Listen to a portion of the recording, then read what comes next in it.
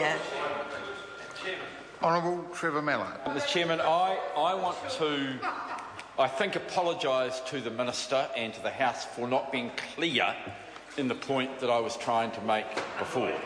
Mr Chairman, I think no one is denying the fact that the information which is supplied to the Secretary for Education, the Ministry for Education, is available under the Official Information Act. Of course it is available. But what is not available and what is being excluded by this is the information that sits within the school.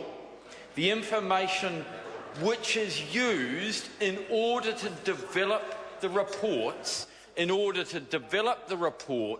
which the school then uses to give the information, to pass that information on to the Ministry. Mr. Chairman, it is a little bit rough after the Minister has, I don't know if it was deliberately or accidentally, misinterpreted the point that I was making. Mr. Speaker, there is information which is held by the Ministry, and of course that's available. And there's information which is held by the school, and this is being excluded by this legislation. If it was in an independent school, and it was collected in order to make a report for the Ministry, it would be available. It is available under the Official Information Act because it is part of the information developed to fulfil a contractual arrangement with the Crown. Mr. Speaker, if it was in an integrated school, it would be available. If it was an early childhood education centre, it would be available.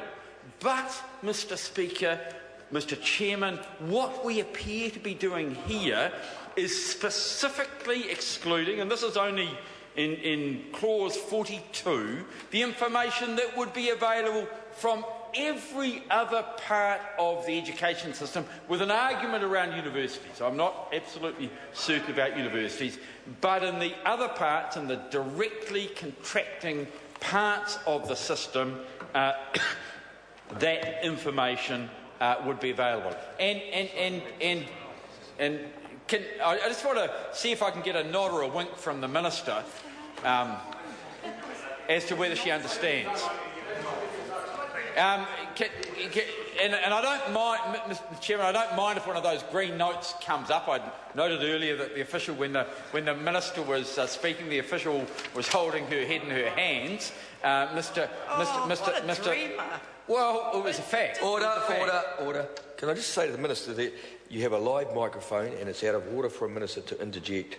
You can take the call when the time comes. Yeah, but you can call me Trevor. You know, it's probably out of order to call me Trevor like that too.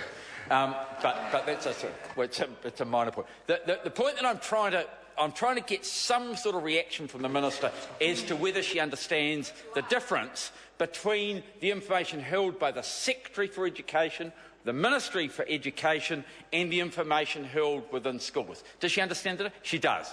And does she understand that the effect of this is to keep Ministry information available, but to exclude the information held within the school being made available to the parents of that school if the school chooses not to give it?